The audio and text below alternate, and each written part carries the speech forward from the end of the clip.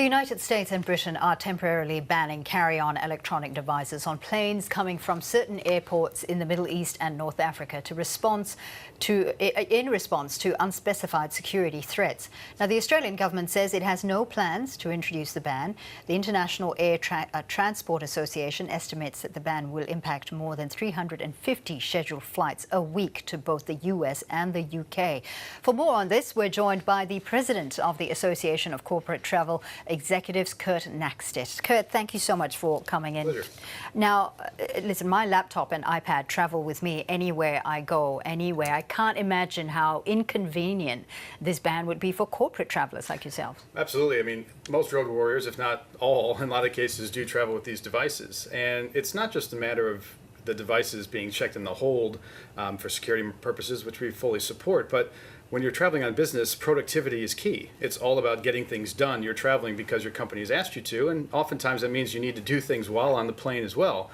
And if business travel becomes inefficient, then that's not good for business travel overall. So in addition to the challenge of how do I check this, do I check it, it's also what do I do on the flight without it?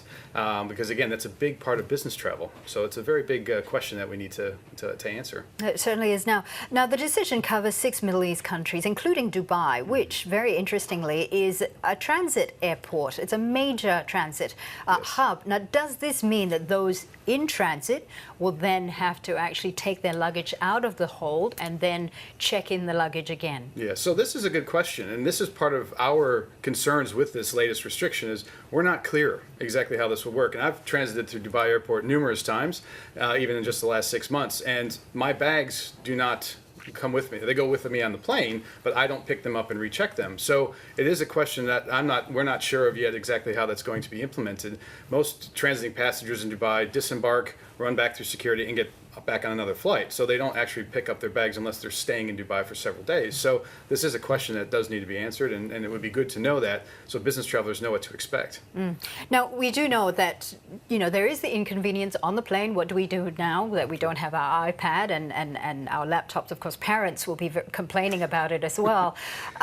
But also the issue is on the ground, isn't it? Lines for the security check will be a lot longer now. Absolutely. Does this mean we're going to have to arrive at the airport a lot earlier than the usual 2 hours that's advised? Again, like we said, we believe that whenever these restrictions or changes to policies come in play, it's important to communicate as much detail as possible.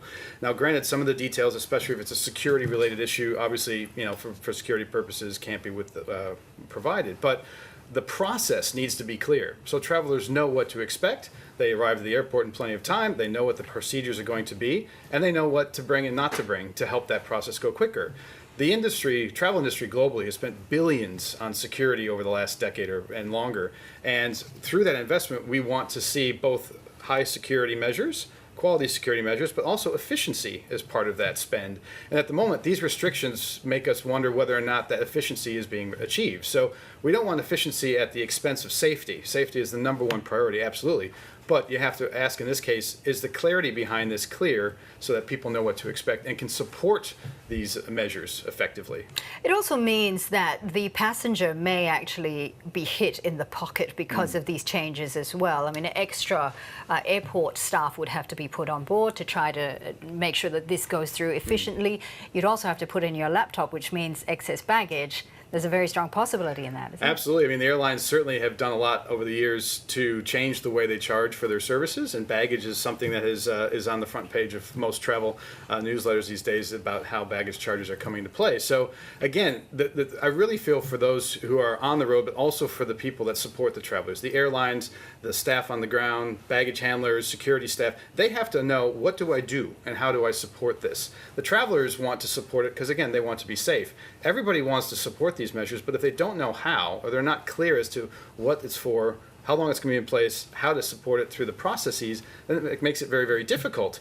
And that might actually undermine the very intent of this in the first place if people aren't really supporting it. So that's our concern, is the clarity here. Are you hearing chatter of how corporate travelers may try to get around this ban, or do you think in some way this is actually going to affect business travelers and business travel will actually start to decrease? Certainly. Well, our association's done several surveys over the last couple of months. I mean, this is not the first measure that's happened recently. And most buyers are certainly paying very close attention to this, but many buyers, by buyers I mean the travel managers, those who purchase travel and services on behalf of their corporation, they are seriously looking at what does this mean for my program.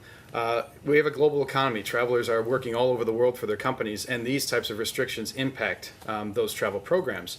Some people may decide not to travel at all. Some people who need to bring their laptops with may have to rethink whether or not they decide to go a certain route, which might be inefficient. So there are many things that travelers have to expect. And the other piece I should say is many corporates actually do not allow their travelers to let their laptops out of their site. It's a corporate policy. So if they're not even allowed to check their laptop and they need to bring it on the trip, then they won't go at all, which is a huge impact. At this stage, only 2 countries are implementing this ban, the UK and the US. Do you see it being extended to other countries as well? Hard to say. I think the key on this is the clarity. Why are they doing it? And again, we can't obviously know everything about it, but the why behind it would help. And then the how is clear as well, because then other countries can look at it to see, is it effective or not? But at the moment, it's very hard to tell. Kurt and ACTE, thank you. Thank you very much for having me.